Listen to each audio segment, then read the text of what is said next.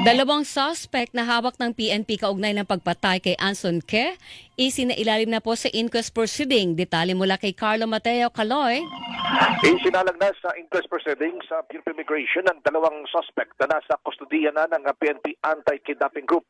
Ang mga ito'y naharap sa paglabag sa immigration laws dahil nga sa pagiging undesirable alien bukod pa sa pagkakaugnay sa Anson case o Anson kidnapping and slay case sa pulong balitaan sa Campo Crame. Kinumpirma ng PNP spokesperson Brigadier General Jean Pajardo na matagumpay ang pagkakaaresto sa pamagitan ng joint operation ng AFP, PNP at ng National Security Commission sa mga suspect na sina Gong Wenli alias Kelly at sa kasamahan nito na si Wu Jiaping na isa namang hairdresser.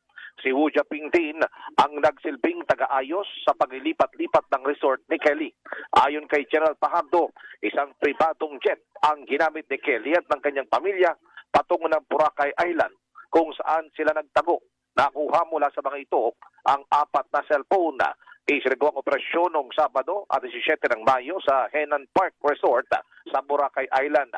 Sa record ng PNP, kabilang sa mga suspect na hawak na ng mga otoridad ngayon ay sina David Tan Liao na una nang sumuko, si